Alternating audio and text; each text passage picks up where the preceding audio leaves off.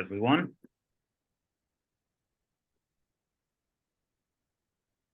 Hi, everyone. So, welcome. Thank you for joining us today and giving us this opportunity to revisit international partnership and education research methodologies with you.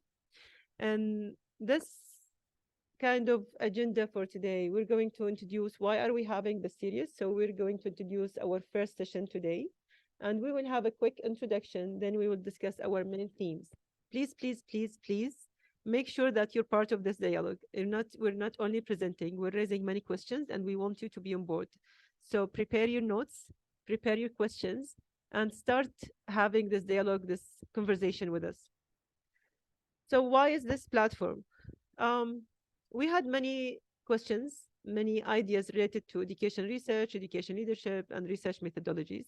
And why we will be discussing and pointing this out during our session for today, we wanted to provide a space for education researchers and practitioners to come together virtually, because we know that we're across many countries. Um, and we want to discuss kind of our relationship with research methodologies and how we can make sure that we're moving into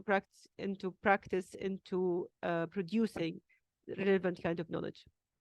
And please consider this as debate within across cultures. We want to hear from different backgrounds, from different contexts, from different perspectives, so that we would revisit, we would uh, kind of explore those kind of methodologies, options that we're having.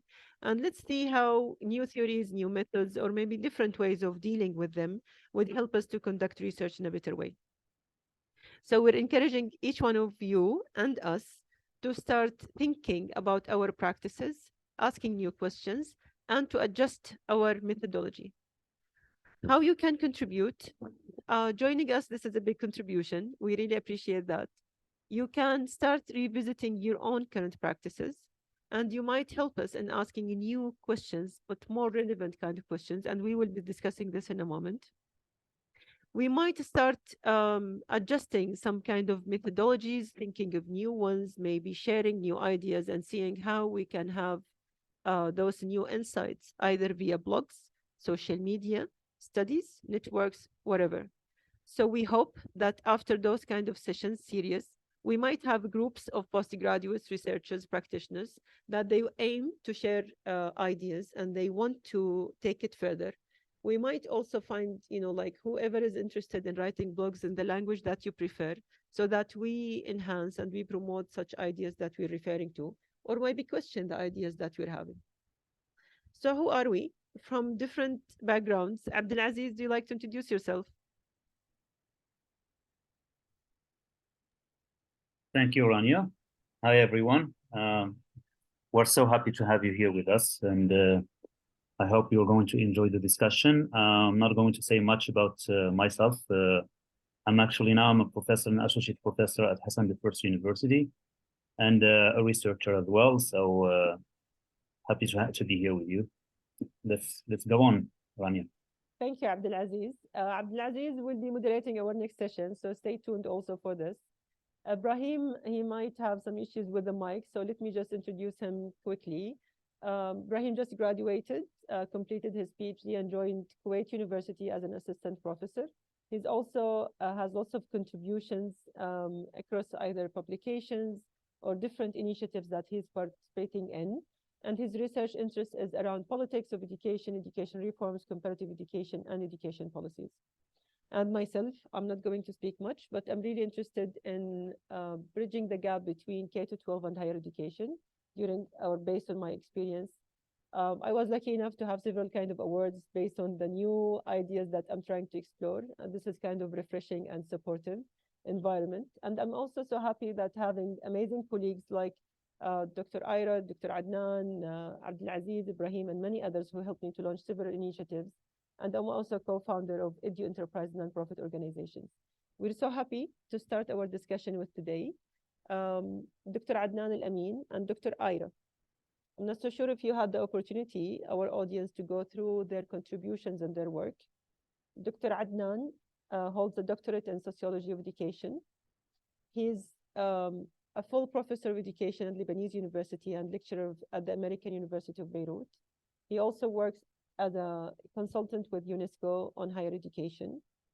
At present, he is a senior fellow and consultant of education and youth at Assam Faris Institute for Public and International Affairs. He's also co-founder of Lebanese Association for Education Studies and the Arab Education Information Network, Shama. Also, he's the author of 29 books, many chapters, many articles that he published locally and internationally. And I was fortunate enough to be lucky to have read one of his books, which we will be addressing with us today, Intaj al-Faragh, The Production of the Void, which made me interested and a great honor to have this discussion with him today. Dr. Ira, we were lucky, Abdulaziz and I, to start kind of discussions within the last 2 years in launching many books and listening to his contributions, perspectives. And I also was fortunate to meet Dr. Ira and listen to his kind of perspectives towards methodologies and theories and those kind of contributions in several kind of conferences. And he prefers to introduce himself like away from being defined as a methodologist or as a theorist. He's focusing more on what kind of production, what kind of questions that we will be addressing. He also had contributed about, he has 2 manuscripts in press, which he will be addressing and mentioning today. And also he has many contributions about education leadership for social justice, about his willingness, to travel either to Canada and Germany to study more about those contexts. And this is something that we will be talking in depth now. And the microphone is yours, Dr. Ira, to tell us about some of those journeys before we go also and listen to Dr. Adnan. And then we will open the floor for some questions, in addition to our questions that we'll be discussing with you both today. Dr. Ira.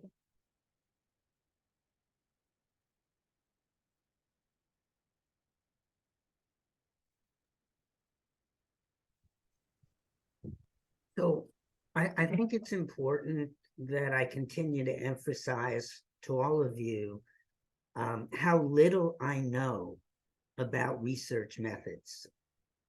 In other words, every time I write about research methods, I send it to scholars who have been trained in methodology, and they either write back one of 2 comments: oh, this is very interesting, or you can't say that, or you can't think that. And so I want to be able to say to you that it's really important for those of us who are not trained in methodology to ask questions about methodology and to be skeptical. And that's what I'm calling methodic doubts. And so as I said, I'm told by methodologists that my questions sometimes are silly. They don't use the word stupid, but they do use the word misguided. I understand that. One of the things I want to highlight in today's talk is the difference between learning to research and researching to learn. And I'm going to just say that in learning to research as a novice and practicing, we should follow the rules. But when it comes to researching to learn, that's when we need to start bending and breaking those rules. And I'll talk about how I think that will happen.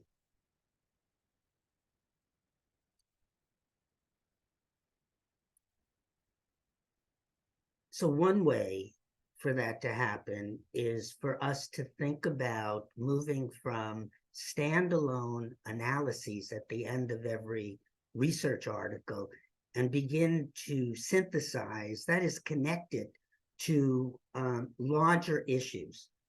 But I want to highlight, the meta, the multidimensional, the large language models, the big data, AI, all of that. It comes with a price.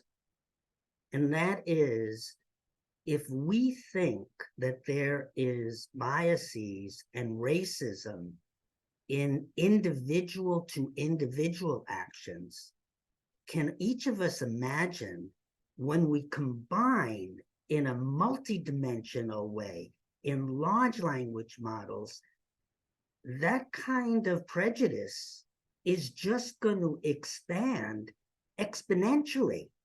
I mean, that to me is so predictable that, and that's just another reason for us to be skeptical about methods. And in this particular slide, and Rania has already just mentioned it, when Donald Trump was elected president, I didn't think I could continue doing research on social justice in the United States. And so in 2016, there was a civil war in Syria, and many of the Syrians left. I'm always fascinated with the diaspora of people's leaving, and how do they make new lives? And so I traveled to Canada and Germany, but then I realized I don't speak German and I don't speak Arabic. And so that line of research really had a short shelf life. So I went back for the next couple of years and just wrote a little bit more about social justice, which I'll continue to write about. But then I started getting interested in methodologies. And so I've just listed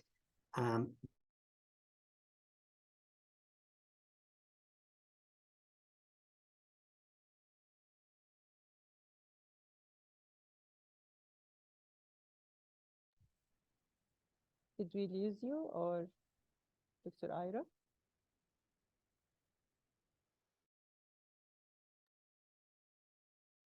I think Ira has an issue with the network.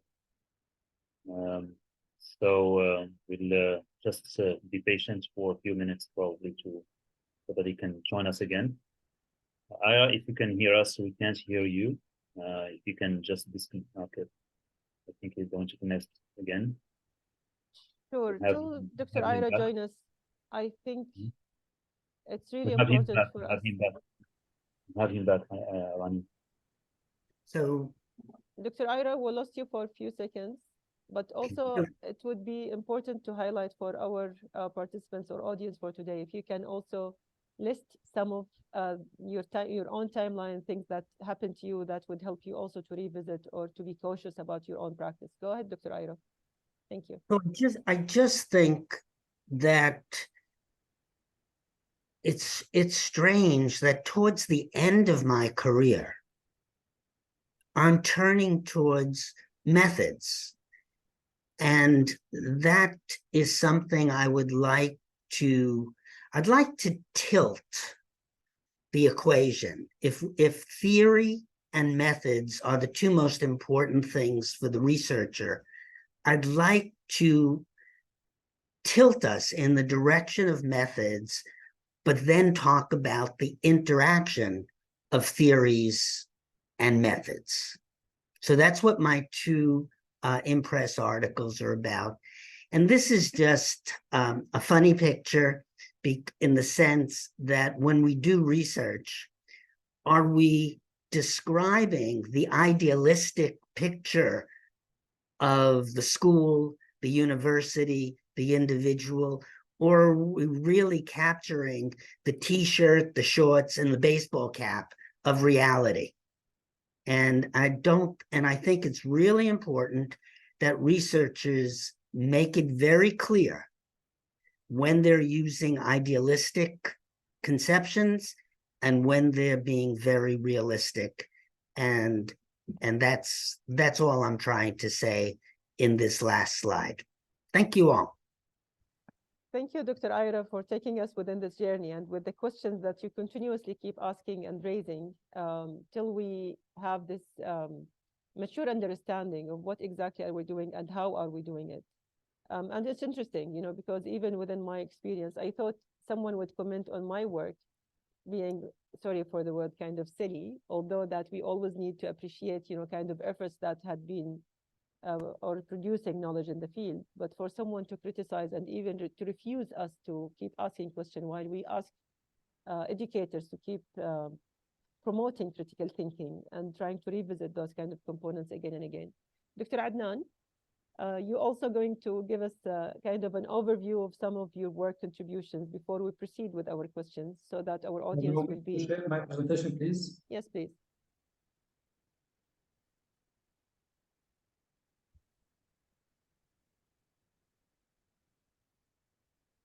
So we know Dr. Adnan's book is in Arabic, but it would be a great opportunity, for you, all of you, to have the sense of it and, what kind of contributions. Go ahead, Dr. Adnan. Yes. So my presentation is about my book, but before I would say that steps. Yes. In an article published in 2015, the following was stated. The abstract of the article said, the study sample included 742 academics from 19 Arab countries. A set of descriptive statistical measures were used, as well as multiple regression models. The results of the study showed that universities that applied the principle of good governance and achieved attraction and the concentration of their talents were able to achieve excellence in the quality of their scientific research output and contributed to the transfer and localization of technology. While the survey was conducted on a sample of university professors, the results, as you see, are ascribed, according to the author, to what the universities did. Using the verb applied, were able, achieved, contributed, as if the professor's statement about the university's action are the same as the university's actions. This could be called a research scam. The news is not there. The news is that this paper won the Arab Prize of Social Science and Humanities. This means that the problem of research methodology in social sciences and education as well in the Arab countries or Arab world do not fall under the methodological weakness category, which must be solved then through training and funding. It means that there is a research behavior prevailing academic circles. This anti-epistemological behavior has accumulated in the Arab universities and become so strong to the extent that it has formed what could be called social tradition in education. This is the topic of the book. Research tradition, this is the abstract of the book. Based on the worship of methodology are labeled abstracted empiricism by Wright Mills. In the Arab social sciences, this research type might better be called empty empiricism. It encompasses many models which share certain rules of action that are more like social rituals. A second type of research tradition takes social norms as the criterion for studying social facts in the manner of an expert, inspector, sheikh, union leader, or politician. Sometimes this is done directly, especially in Lebanon, and sometimes by means of diluting the role of social actor as is common across the Arab countries. In other cases, these two types of research tradition overlap, but the result in all cases, there is no knowledge produced. This void is necessary for the dominance of the ideology common in the Arab countries. Consequently, analytical studies seeking real knowledge production are marginalized. Authors,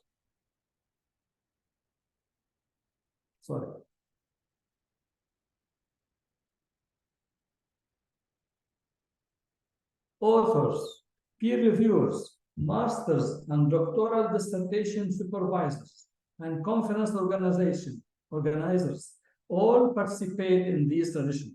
University professors appears to be the bearers and the custodians of these traditions and transmit them to new generation of researchers and to universities across different countries.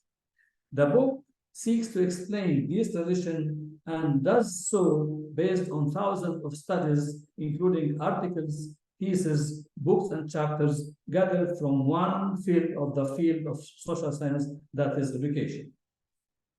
A comparison between abstracted empiricism, this is the last slide, and epistemological analysis. In the approach in the empirical empiricism, I think abstract, avoidance of the social fact. The approach in the epistemological analysis is analysis of social facts. Literature review is a consecutive abstract. And the other type, theoretical, this is the theoretical argumentation. The focus on empiricism is the focus on hypothesis, while the other model, the focus on research question. The measurement of empirism model is the goal, while the measurement in analysis is a means. The results in empirism are significant and non-significant statistical correlation. The epistemological analysis is the new ideas or the added ideas.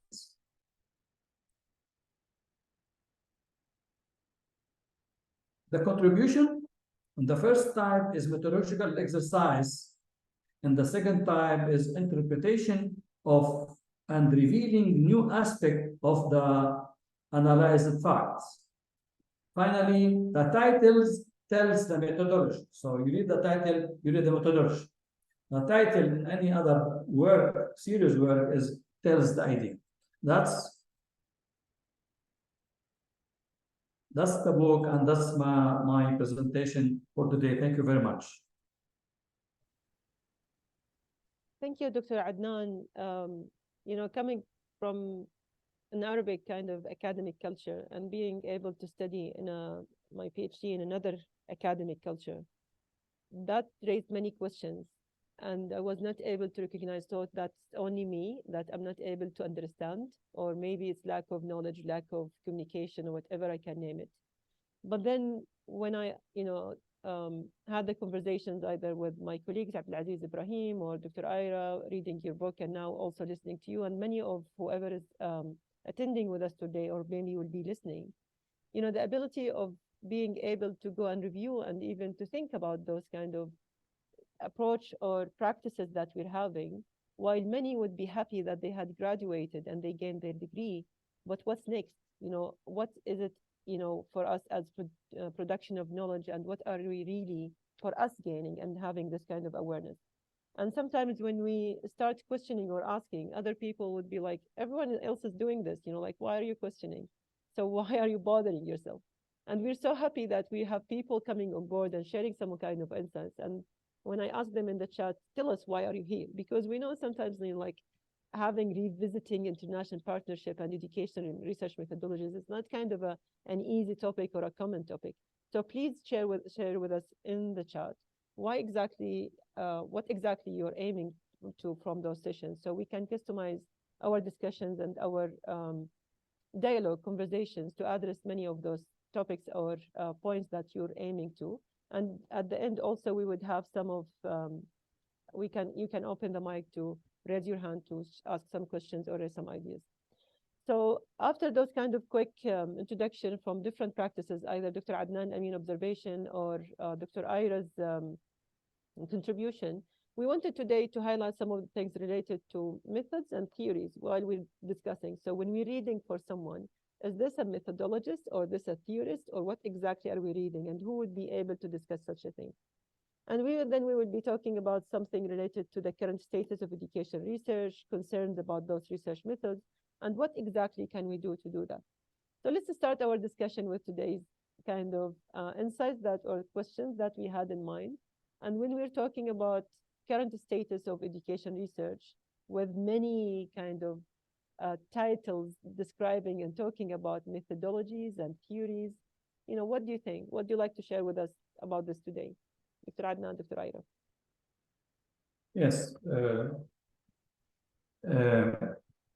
Yeah, if we think about the status of research, if we are thinking about international research education or local or regional, so it depends. Now, and we have the status. I mean, if you ask me about the status, I may say there is abundance of research education around the world, including the Arab countries. And it's the opposite, that we think somebody may think that little research or there is no enough research. No, there is abundance of research, especially in education field. Now, we can think about the trends, not the status. The trends now around the world, there are new topics that are really interesting. I mean, researchers are interested in them. Like first, I think, and you know that about everything related to technology or AI or mass media or these things that impose themselves on research on all fields, including education, because education and after COVID-19 as well, mass media and online stuff. This is, I mean, I think this is a major trend around the world. The second is about trend that's common now is about the new way of teaching or learning issues related to critical thinking, related to inquiry, related to social emotional learning. So there are matters that are, I think, that are now spread out around the world about this issue. And there is the classic issue of social justice, diversity, inclusion, etc. These are, I think, the main trend around the world, including the Arab countries, but it depends on each country. Now, but this is a very short answer and very reduction of the question, because you have to think about each field by itself. I mean, sociology education, philosophy education, technology education, pedagogy, teaching methods, etc. But I may say that these fields that impose that request thinking, high thinking, or social thinking are marginalized now, like philosophy, history, even psychology sometimes, and sociology of education, economic of education are marginalized and at the benefits of, let's say, managerial or technology or management education, because it has a price in the market. So I think these are first ideas about your question. I don't know if I answered really your question or around it. Definitely, you highlighted something really important before Dr. Ira also can join us. Just when we're discussing about regional and international, one of the main, I think, some of the studies mapping or systematic reviews about education leadership in the field highlighted that there's lack of studies or voices from Arab countries or from Middle East, which is something that we need also to be careful about regional and how it's addressed, and what is the, as you had mentioned also in your book, about what is it really that had been generated. Dr. Ira? So let me just start by saying that I agree with everything my dear colleague from Lebanon has said. Now, the points that I want to make are that the benefits of research have gone to researchers. It's gone to academic publishers. but I need you to show me where the benefits have been shared with practitioners and with the participants in the research. I think that evidence, until that evidence is presented, we should always be skeptical of what we call research. And if we think about some of the drivers of research methodology, we have to come to the topic of ethics. And so in medicine, there's a popular saying, do no harm. I think for education, that's not what we should be thinking about.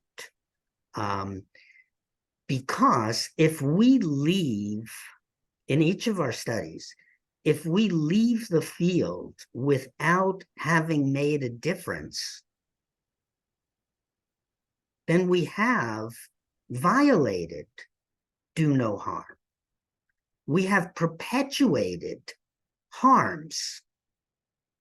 And so it's really important that when we talk about research methods, we also don't forget how to talk about research ethics. And so and that research ethics, again, has to do with our relationship with practitioners, our relationship with people in power, and our relationship always to our participants. So I want to hold that ethics methods piece together. The second point I want to make, and I think it fits in this setting, is that underlying educational research are Western ideas. And Western ideas favor, and I need to look at my notes for a second, they favor objectivity, neutrality, order, hierarchy, control, classifications, convergence, and distance. So all of those, and later on, I'm going to label these as dirty words. Okay? So not that I want you, any one of you, to say dirty words, please.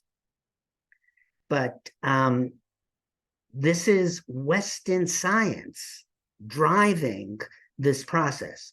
So, but think about the converse. Is it the converse or the inverse? I don't know. The inverse or the converse is that non-Western ideas, non-Western peoples, non-Western philosophies are demeaned, distorted, ignored, or have been forgotten. That's another example of how research does harm. Research as it currently exists does harm. And again, the medical model is not the model we need to be using in education. We need to be much more proactive. So I have a lot more. Let me just look at my notes for a second in terms of current state. Oh, I do. So I mentioned dirty words. So I didn't make this up. I really didn't make this up. So if you read the second edition of Linda Tuhiwa Smith's book titled Decolonizing Methodologies, she wrote on page 1, and I'm quote, "The word itself, research, is probably one of the dirtiest words in the indigenous world's vocabulary." So you think about this. If we're erasing other non-Western ways of knowing, then that is doing harm. So we also think in a very practical way. So I'll give an example from the United States, and that is that a lot of African Americans were hesitant to take the COVID-19 vaccine. So here's a medical intervention that is meant to save the world's populations, but African Americans in the United States were hesitant. Well, they have good reason. Historically, science and medicine have abused and continue to abuse African Americans, whether in terms of profiles or in terms of conducting unethical experiments. So research, if we do nothing to research methods, we're already doing harm to most of the world's population. And so I think that's probably, with that negative, do I want to say something nice? Oh yeah, let me say something nice.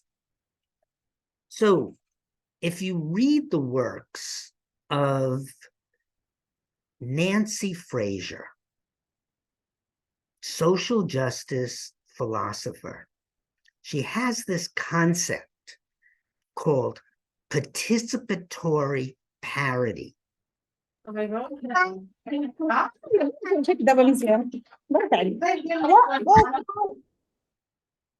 And in the participatory parity, she's calling for a reciprocity and equity and equality in participation. And so it's not just saying we want African Americans to participate. We want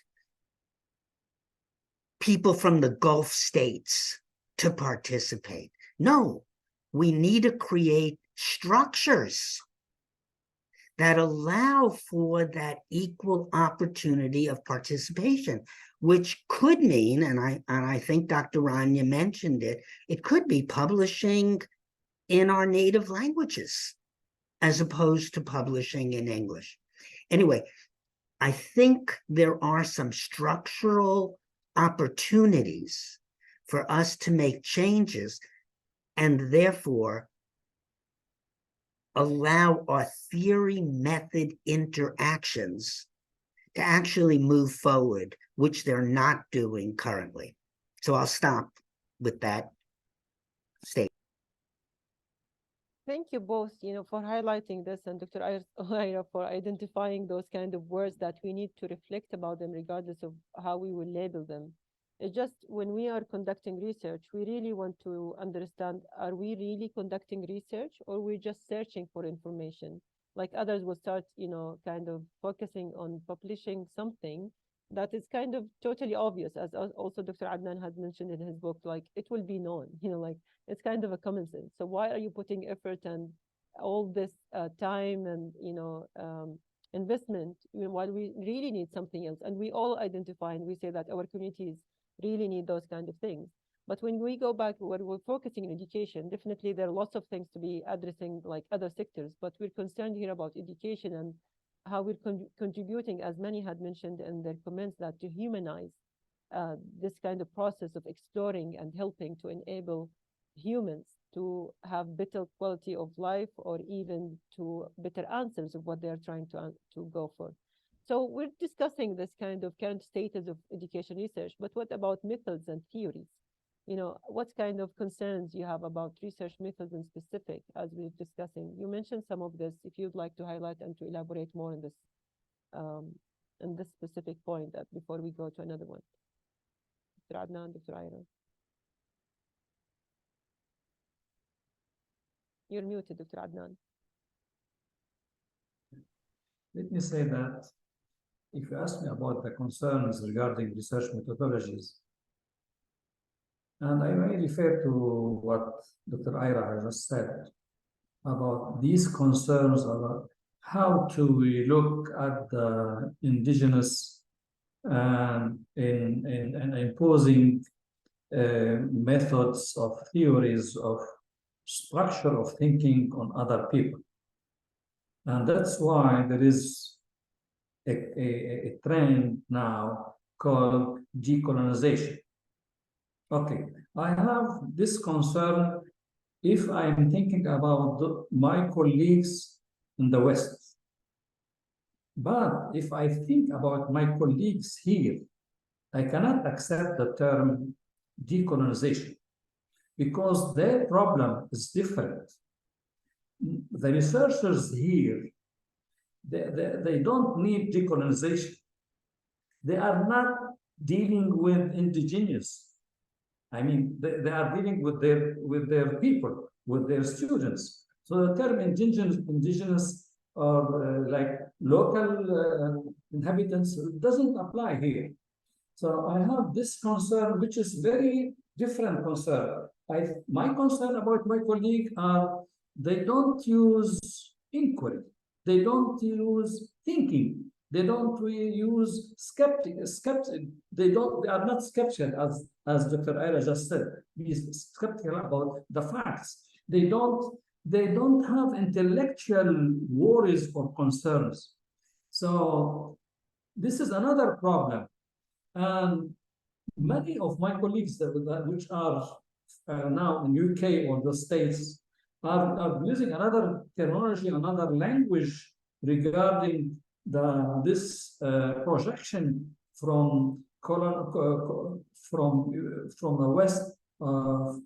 west to the east.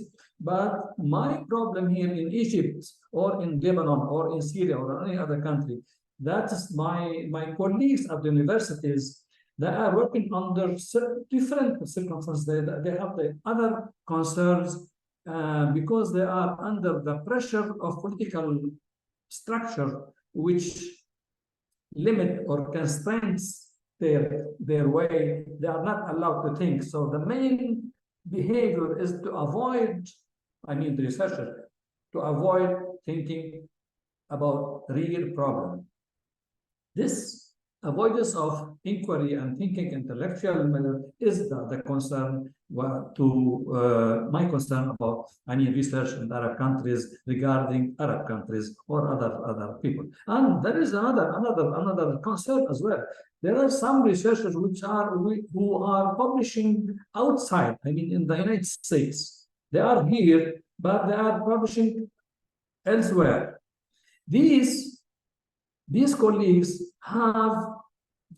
they play the role of informants rather than thinker or people who think about their own problem. And their articles many times are not published or not translated, so they are satisfied to be published in high-ranked journal around the West. But in fact, sometimes if I may say 50%. I don't want to generalize. Maybe 50% of those who are articles that are published outside, in the West, are like informing researchers in the West about the local side. I don't have a problem with that, but their role as local intellectual in producing knowledge is very weak. This is my concern about my colleague. Two concerns. Thank you. Thank you, Dr. Adnan. Dr. Ira. I'd like to tell two stories. So, story number one. This comes from my co-authored chapter in Ann Lopez's new book, Decolonizing Knowledges. And my co-authors, let me just acknowledge my co-authors, Khalid Arar, Miguel Guajardo, Ivan de la Rosa, Carlton Fung, and Denise Mifsud. So as I read from what I wrote, I want you to listen for two dirty words. The two dirty words are efficiency and convenience. Okay, so you add that to the other list that I gave you before. Okay, when we first decided to contribute a chapter on decolonizing research methods, we agreed that each of us would write approximately 1,000 words stating our positions. We would then read each other's statements and decide on the presentation's format. Would it reflect a linear and colonized way of knowing, or would we agree that the medium is also the message? Miguel spoke up first. He sent us an email. Dear friends, I am posing a friendly protest.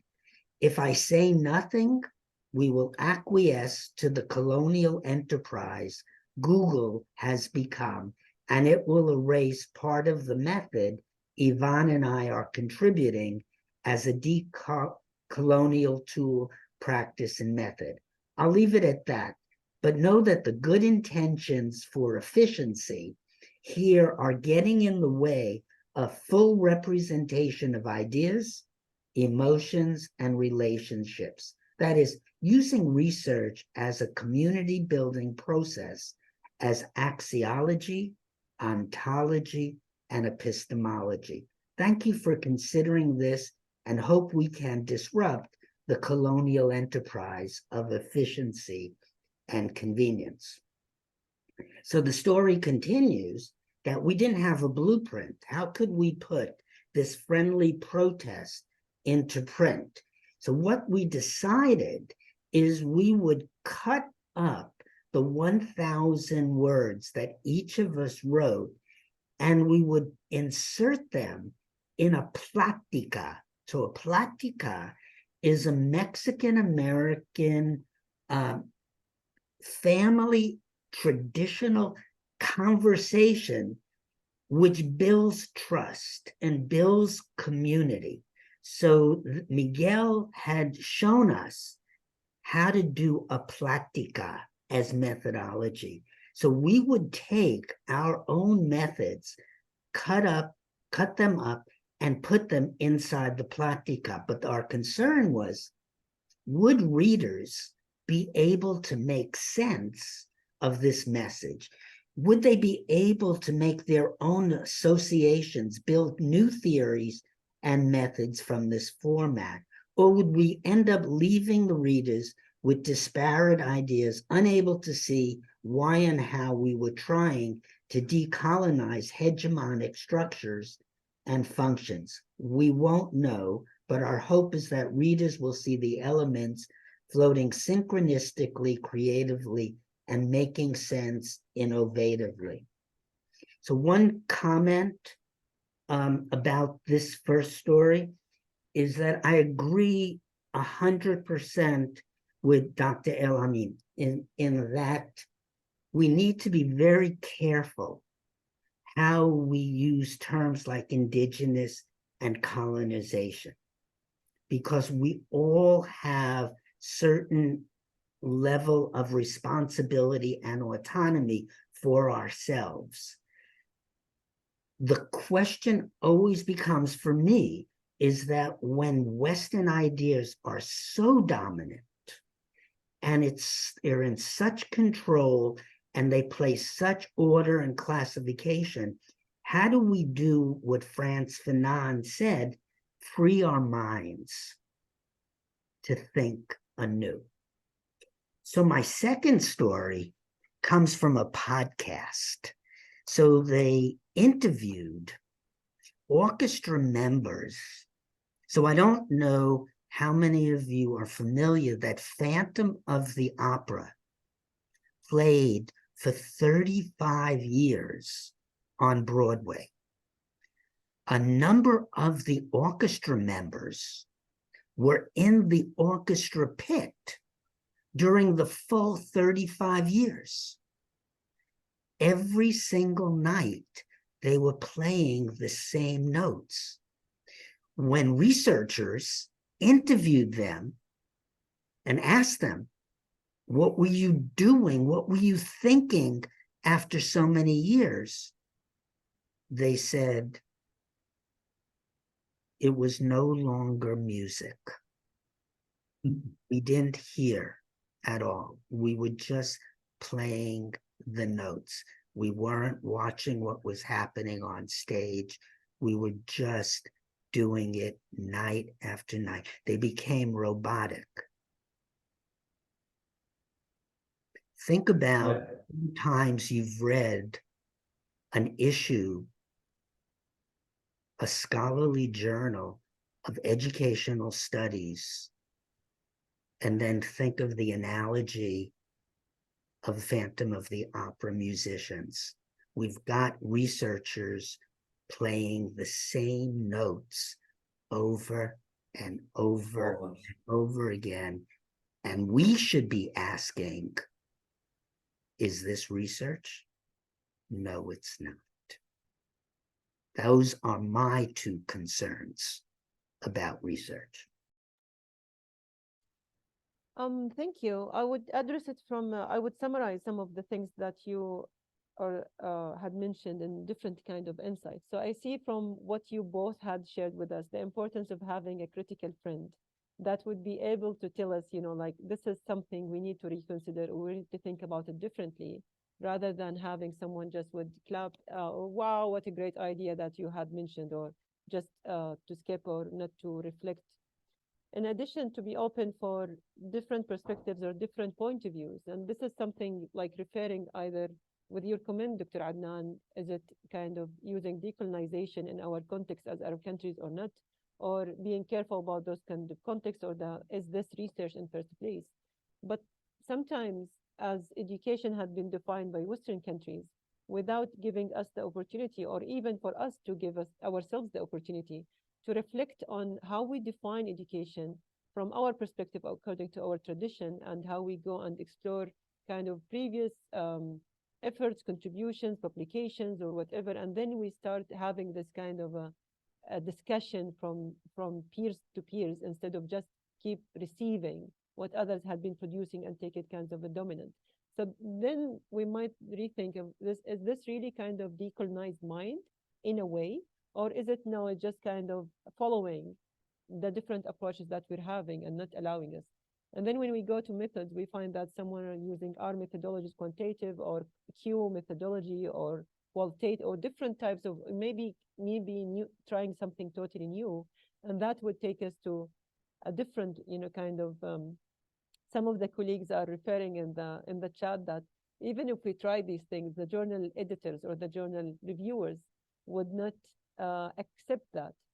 And something happened to me myself, and like I wrote to the editor and I said, the authors do not follow any kind of a common kind of approach, but I would support that because we need new ideas in the field. So what do you think about how can education leaders redefine the use of methods and designs in our field? Dr. Adnan, you're muted.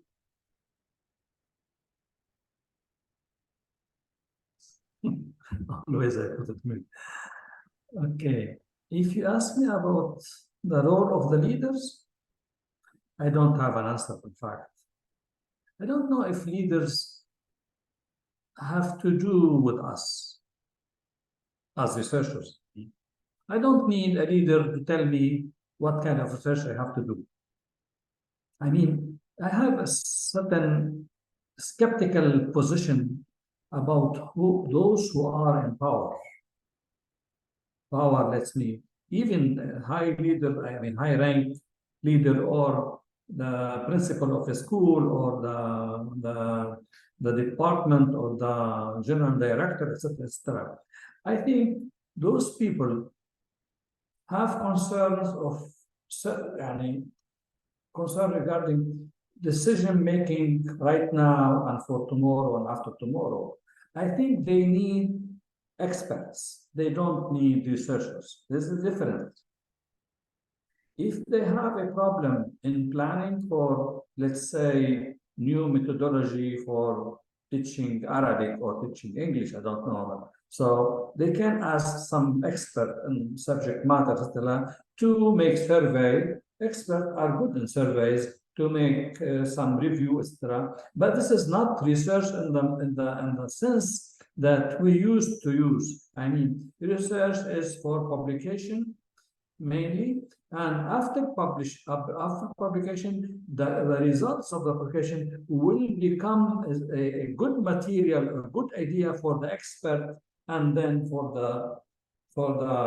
the leaders. I mean, the cycle, the relationship is a little bit complicated between researchers and decision making. Decision making in the Arab country, or outside the West as well. This is another case as well, another story. Decision makers here, I mean, in Lebanon or in Egypt, or they ask first experts from international organizations, then from Western countries.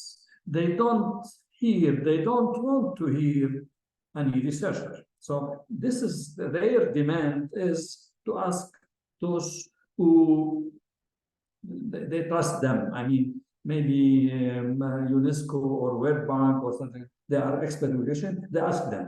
Now, and the researchers, they don't have to blame them. They have certain agenda to execute. Okay, go ahead. My role as a researcher is to analyze data, to analyze your decision, to analyze. I would ask the leaders for one question. I would request something very specific. Let the documents be available to researchers. Let the statistics do available to researchers.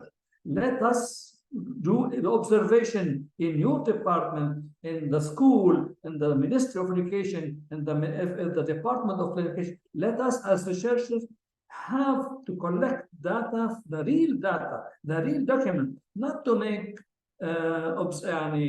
say questionnaire for somebody else, and then we conclude something which is mistaken. In fact, we need the leader, if they want to collaborate with us, and if they want that the research should be really beneficial for them, is to allow us, to give us the opportunity to access to data, document, registrations, minutes of committees, minutes of everything, legislations, drafts, things. So these are very important things in order really to allow researchers to work, to research, to make their research on real facts, not on only intentions. So that's my perspective in relationship with the actors, I mean, the educational leaders. I don't know if you agree with me or not, but that's my position. So I have many experiences with them, and every time I did research, I had usually we go into struggle. I did it regarding the university, Lebanese University. I did it for higher education, I did it for the curriculum, and every time I do research, usually there is a struggle among me and my team and the decision maker, because I look at the things from different point of view, not from their own agenda. I look from the benefits of the students, social justice, social equality, equity, quality. I have my ideas about what should education, what is how is the form of education the best way of educating. That's it. Thank you. Interesting. And before Dr. Ira also comment or start sharing his insights on this, we would also reemphasize whoever had joined us late, please, please, please. We are just raising questions, and we're starting this kind of movement or rethinking and revisiting education methodologies. We don't claim that we're having answers for everything. We're just sharing our insights, our perspectives, and we also urge you all to share with us and to start having those kind of discussions. And from writing your comments, either you would maybe publish a blog, a conceptual kind of a paper, something that would share those kind of discussions, or maybe producing knowledge based on this. Dr. Ira.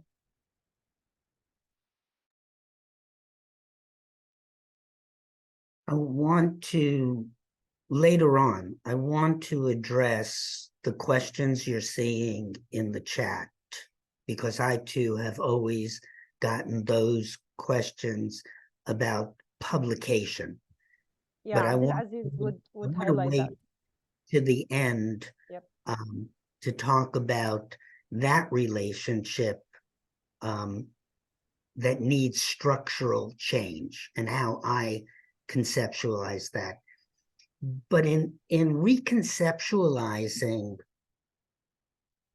research methods, I think it's important again to go back to the distinction between learning to do research and then practicing your learning with researching to learn. And so the big question becomes, at what point in a researcher's career do they move from practicing what they already know to reconceptualizing and beginning to do original thinking, theoretically and methodologically? Because I don't see that transition in people's careers. There's just too many incentives and rewards in doing the same thing again and again and again. So it's important that we understand that when we talk about research methods, we're not just talking about technical issues such as effect sizes or criteria for meta-analyses, or what is the right goodness of fit in a structural equation model. We're really talking about the interaction of theory, specific, unique theories, concepts to the method. And so I'm going to say something that you're not going to agree with, and that is theory and method should not be two separate fields of study. That specialization has killed educational research, because those who are trained in methodology are not going to give up their expertise, to use the word that Dr. El-Amin used. They know what they know, and they're going to continue. So it's important when I talk in front of audiences that I give examples of people that you and I know who have integrated methods and theories in their work, so that when you reread, so let me give you the list, my list. This is just my list. Maxine Green, who put imagination as theory and method. Elliot Eisner, who put insights into theory and methods. Fenwick English, who put biography, autobiography, and postmodern ideas into leadership theories. Gloria Ladson-Billings, who introduced critical race theory into our world. And Linda Tillman, who identified as an Afrocentric scholar and said Afrocentric methodology will lead to Afrocentric leadership theories, and then you can decide whether that's good theory or not. But so the real point I'm trying to make is we need to merge theory and method so that you can't distinguish who's a methodologist and who's a theorist. We need to all become both. If we're going to rise to the level of doing research to learn, if we want to stay in the old category of learning to do research, then just stay there and say it to the reader. I do not want to contribute new knowledge. I just want to give you already existing knowledge in a new way, in a new context, local or international. So I'll talk about the relationship between what I see in the field of ed leadership, how I see the relationship between researchers and leaders, but I'll also extend that to our relationship with journal editors and academic publishers and researchers. So that will come after. Thank you. Thank you. Some of our questions that we also had pointed to be addressed today had been mentioned by our participants or our attendees. Abdulaziz will be directing some of those questions, so that we'll be focusing on them before we share what's next in our schedule for next month.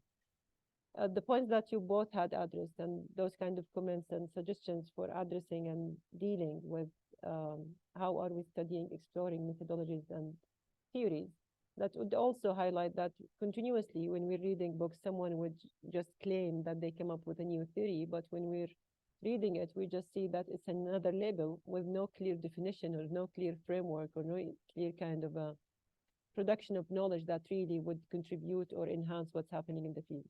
Abdulaziz?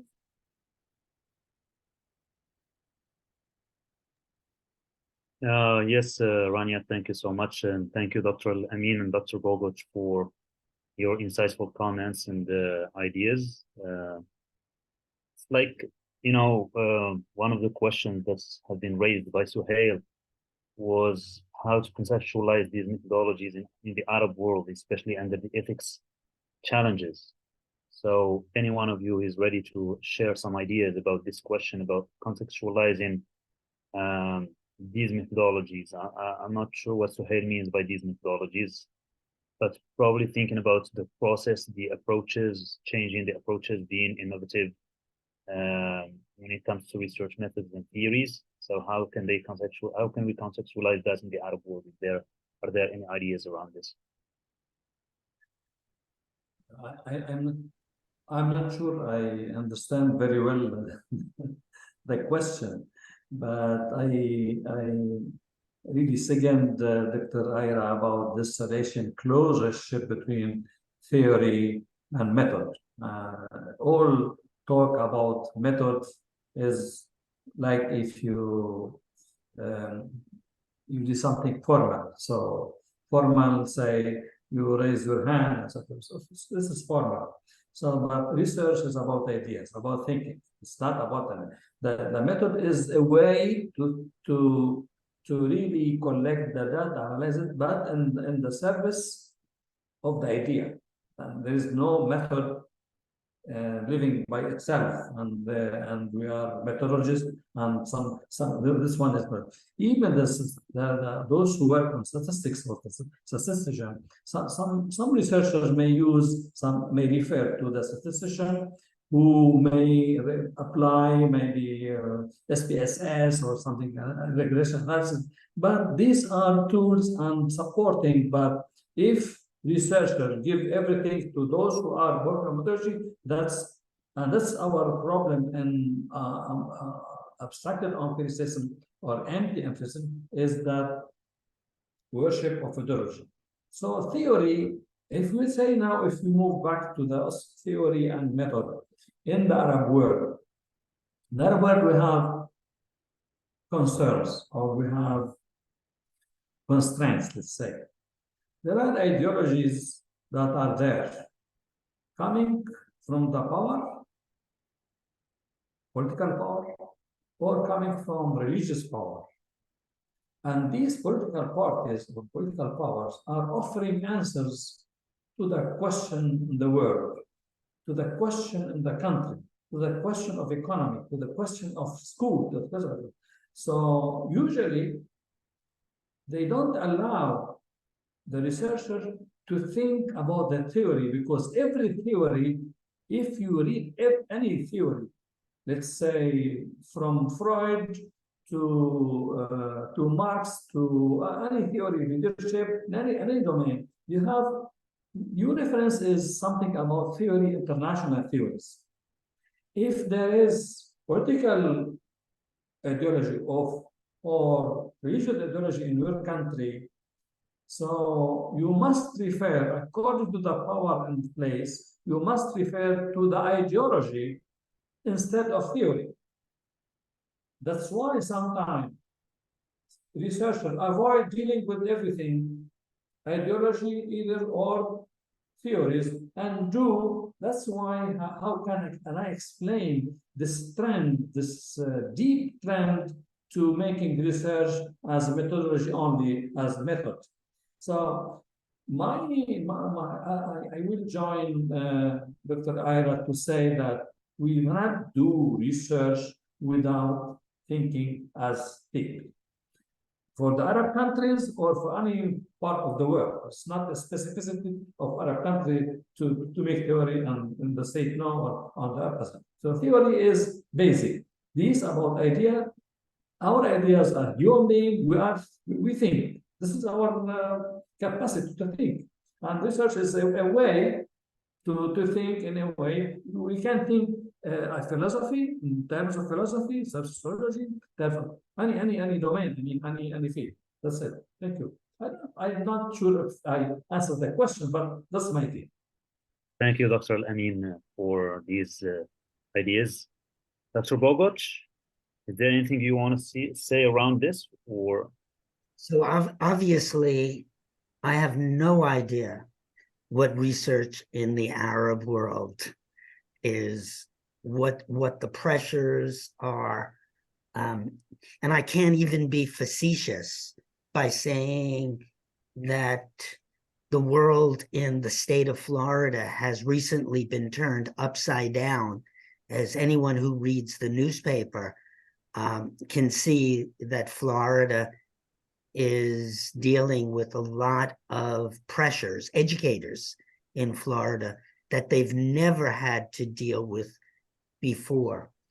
But I think the one thing where Dr. El-Amin is pointing us in the direction of being a theorist, I'd like to point us in, well, what's our relationship to power?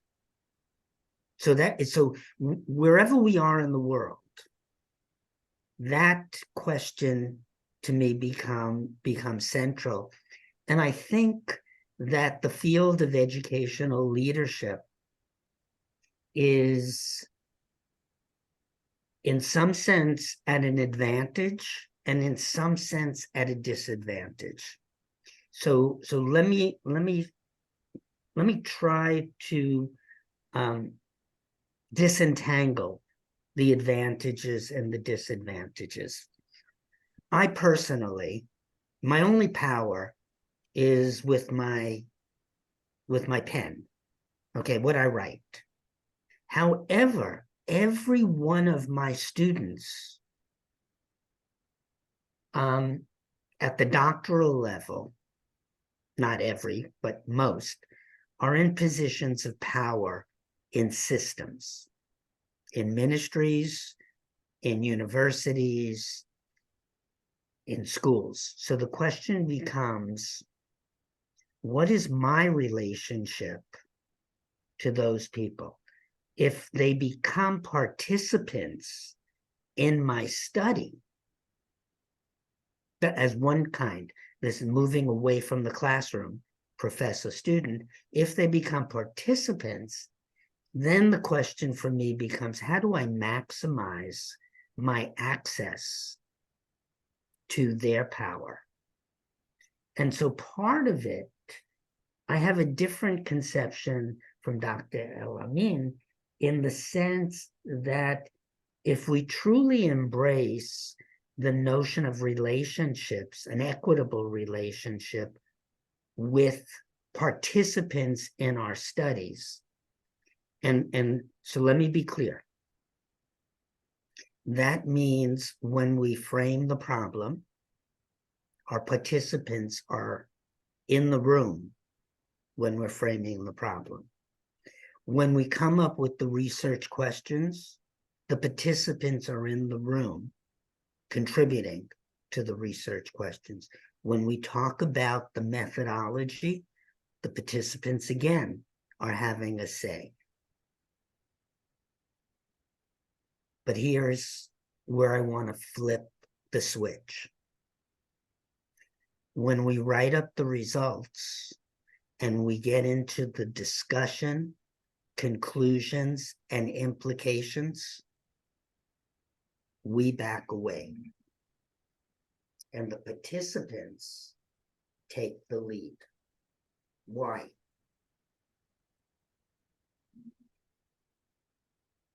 If it's true, what I'm saying, that our participants are in the ministry, our participants are the leaders in universities and schools,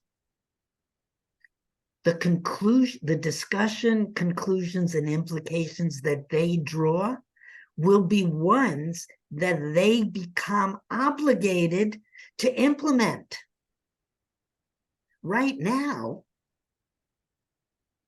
when Ira writes the findings, discussion, and conclusion, no one other than Ira has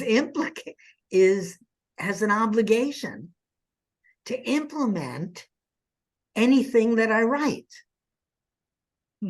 So it's sort of like,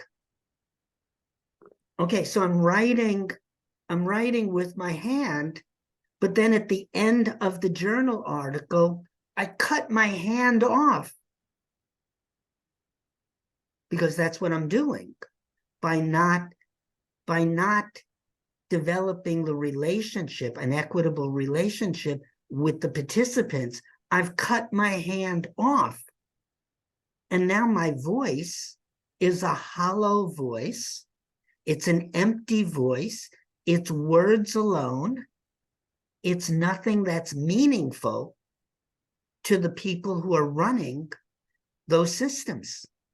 But if they were an equal partner, participatory parity, in the whole process, now we've hooked them. So let me make the segue to the questions in the chat, because I get this whenever I speak. It's always, oh, Dr. Ira, you can get away with this, but we can't. That's not true. That's not true. I can't get away with anything. You can't get away with anything because we haven't invited the journal editors to that table.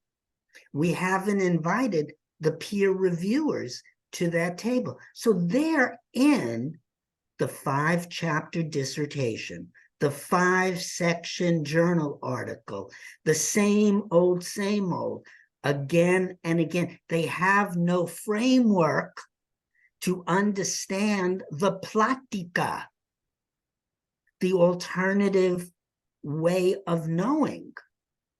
So of course it'll be rejected. So we then, in the same way, we have to put pressure on people in power in the systems. We have to extend that to putting pressure on academic publishers and editors by inviting them to the research table. It's not the other way around. It's not that they invite us. We have to. Very interesting. Very interesting. Thank you so much. Unfortunately, time is putting pressure this time, not the editors or anybody else. So we still have like 7 minutes to go, or 8. I would love to open it up to the people who are with us here. If anybody wants to share a short, brief comment or an idea or question, probably we can get 2 or 3 comments.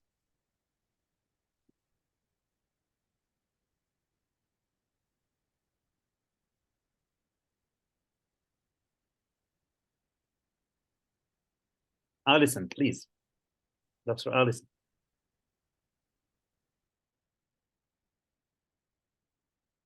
Could you unmute yourself, Dr. Allison, and go ahead. Thank you. I think when I have been involved in a review process, when there have been reviewers alongside me and I can see their comments, my concern is sometimes they are imposing a framework of what they would have written as the paper. And this can delimit the kinds of democratization of knowledge that we might hope for from papers that are written in a different or take a different approach, like Professor Ira was talking about, and that we can put authors in difficult positions that they are required to meet the conditions of the editorial board, which causes them to withdraw the paper because it's inauthentic, because they do want to include the participants in respondent validation in the findings, or they do want to have it as a findings-driven paper that's circular rather than a Western linear paper, and that there are different epistemologies that we need to include. And this also goes for language of the written paper. You know, maybe we need to start having papers in the first language of Arabic and a translation in English as well for some journal articles, because it's very difficult to write in English as a first language if your first language is Arabic. So those are just a couple of things I'd like to put forward that I think editors of journals need to consider for the democratization of knowledge. Otherwise, they are promoting a neoliberalist Western style approach that has quite frankly brought us to the point of World War III, and our world is on fire.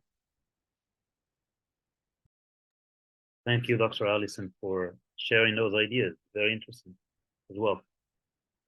I think we still have 6 minutes. Rania, what do you think? Can we still have one idea or two probably before we end up this session? Yep, we had the questions about humanizing the process, which I think also had been addressed quickly with by Dr. Ira and Dr. Adnan, if you would like to focus this more. And Mohammed Bahjat also mentioned that he doesn't consider himself as a researcher. He's rather would say that he's a practitioner, would like to focus on how to produce specific kind of frameworks or active deep learner experience and those kind of impact. So I thought that was just an have, introduction, but yes, go ahead. Go on. still have the gap between researchers, practitioners, you know, isolating myself or not considering this. So what do you like to highlight within two things? Labeling ourselves and humanizing the process.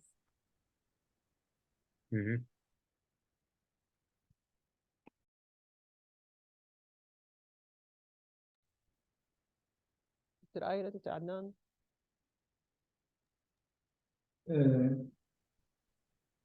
I would comment on the first intervention regarding the conditions of the framework of the journals by Dr. The lady who passed before. Alison? Alison, sorry.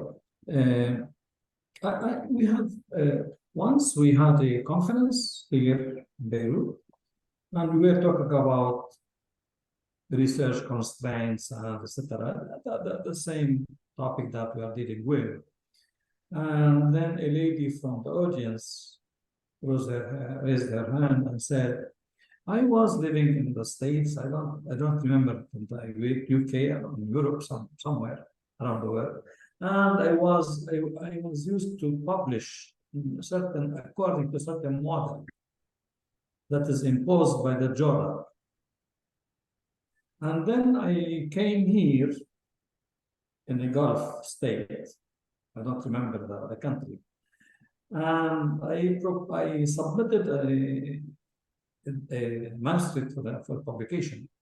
And the committee, I use the same model that I learned from the country before. And the committee responded to my message to say, it's not acceptable, this article, because you don't have to say this and do that, said that, etc.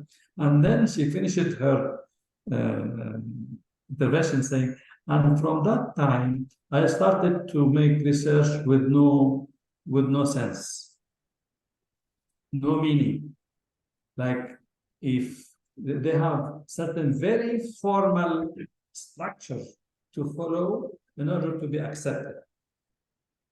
Among these formal, that you have to make the introduction, then the question, then the hypothesis, then the literature review, then etc. Then at the end, recommendation for the decision maker. So this model is the model that is applied by the journal. So, and she admitted that from that time, the work she's using, she's conducting, research is without any meaning. So my comment, the final, that we have, according to the country, according to the context, certain conditions, certain constraints, sometimes related to the community, to the community of the journal, sometimes related to the social tradition in general, sometimes related to the companies. If there is a company, if the